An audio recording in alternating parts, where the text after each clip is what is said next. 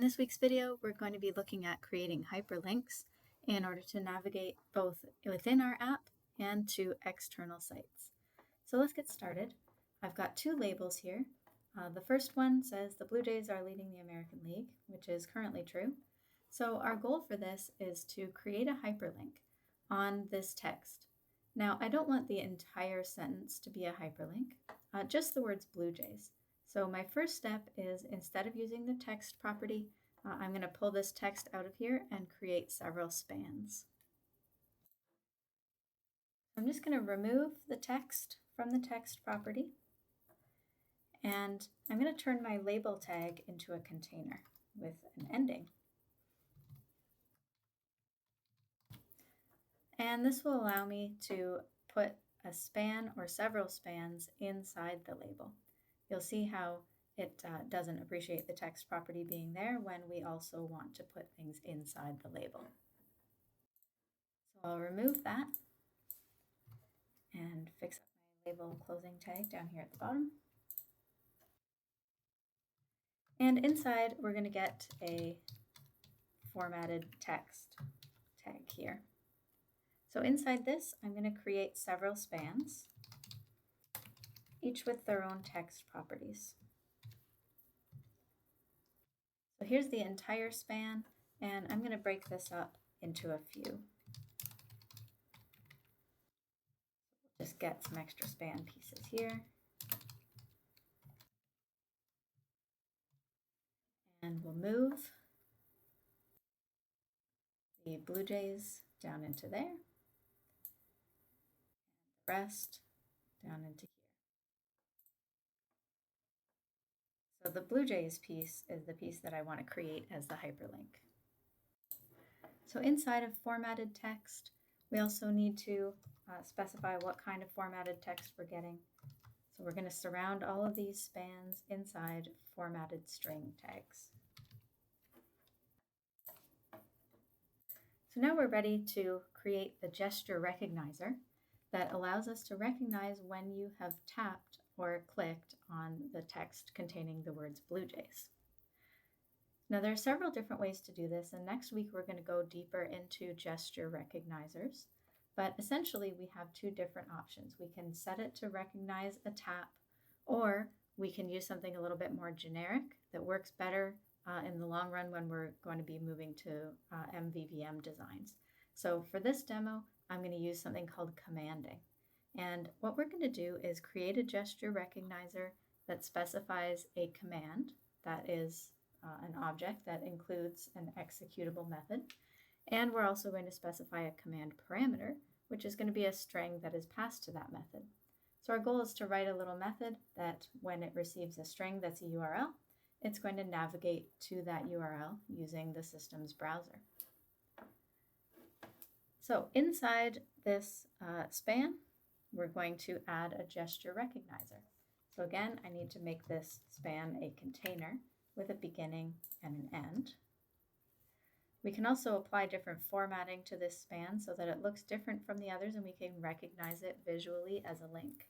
So I'm going to add our text color to blue and a text decoration to underline, because a blue underline is pretty noticeable for a classic look for a link.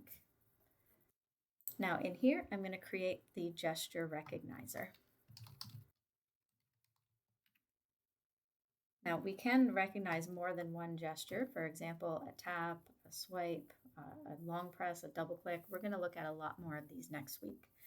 What we need for this particular one is a tap gesture recognizer. And the tap gesture recognizer,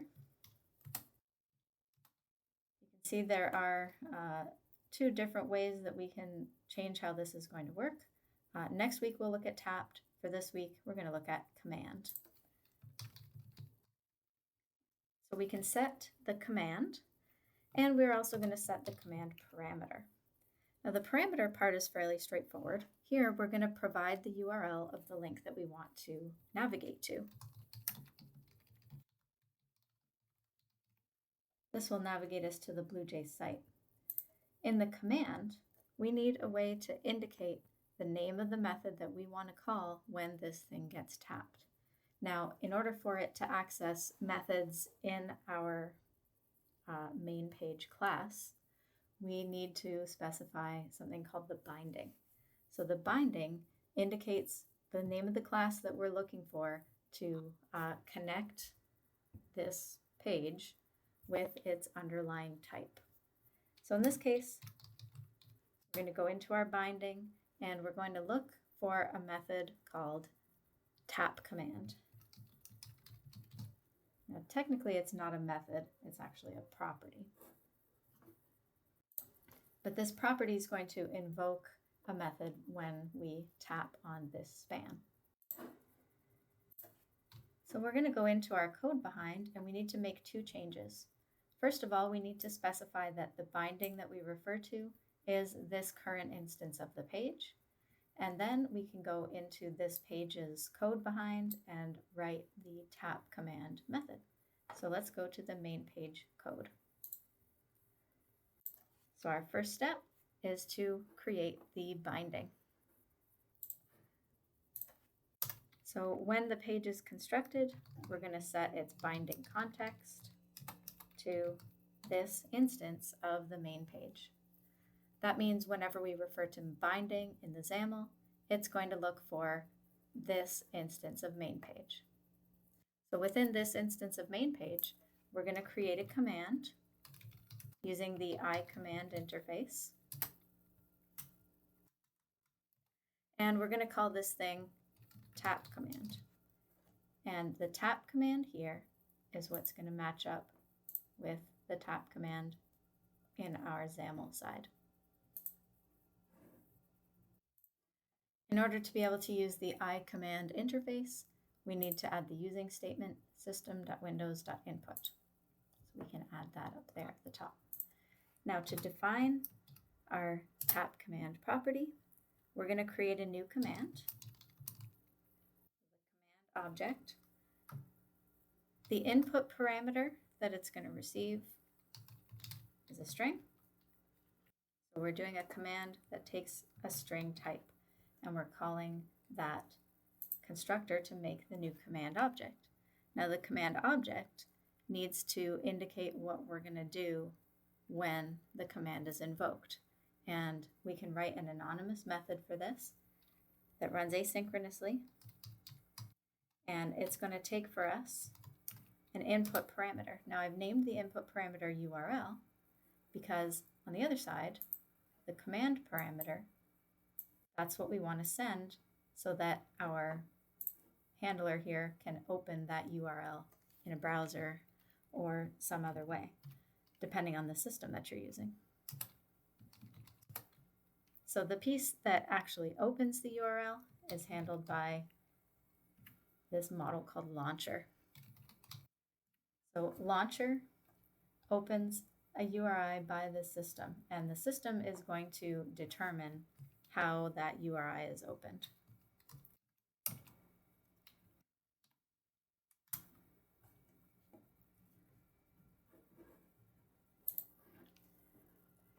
So iCommand comes with the event handler, happens automatically. When it recognizes that tap gesture or a click with your mouse, the command that we specify here will automatically happen. It will pull the URL from the command parameter and pass it into launcher.openasync, and that will open in some kind of browser. Let's test it out.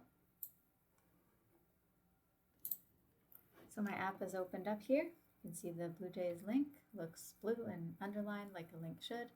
And when we click on it, it will open this in a browser. The browser opened on my other screen, but we can see it over here. It opened it up in Chrome.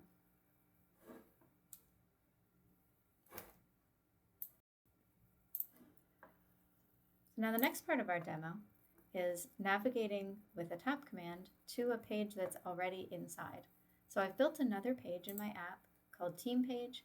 It has an image here and a label, and we want to be able to navigate to our team page from our main page. So I'm going to go into my second label where it says click here to visit our team page, and we'll go through the same set of steps again, but this time it's going to navigate differently. So So I'm going to add the formatted string and the span and the gesture recognizer again. So I edited all of that typing out of the video, but I've got my formatted text, my formatted string, and the span made as a container.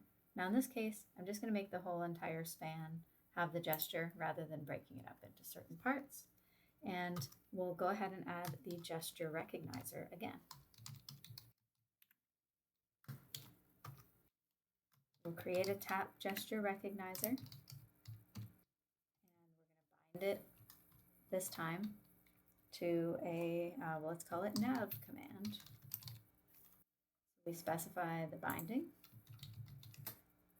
and it's going to look in this instance for that command object. In this case, the command parameter is going to be the name of the route that leads to our second page.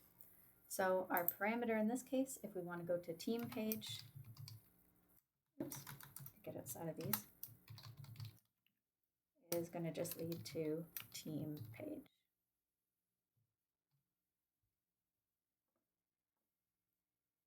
So the binding piece has already been done because we used it for up here, but we need to write our nav command property. So I'm going to go to our main page again. We'll make our second command.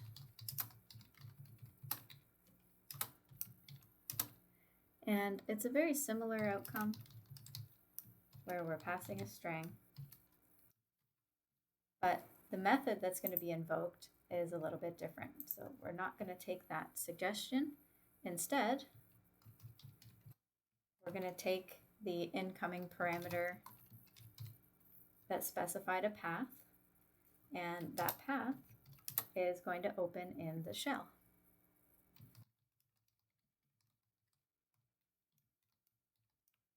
So we can use go to async and provide the path.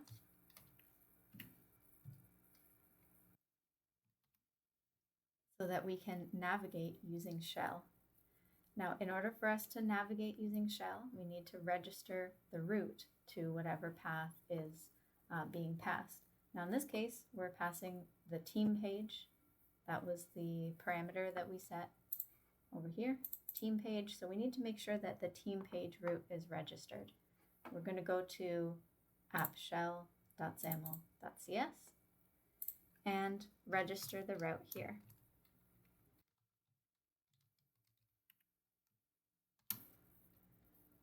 So the route that we're looking for is the team page, and the type that it leads to is team page as well. Now we can run our app and test out the navigation. So my app started, here it is over here, and we're expecting to be able to click on this span here to open and navigate to our team page. When we click on it, it successfully navigates. We can see our logo and our topic down here, and we've got the back button that will allow us to navigate back. So there's our examples, 2 different ways to use commanding inside a gesture recognizer in order to navigate either to an external website or to an internal page within your app.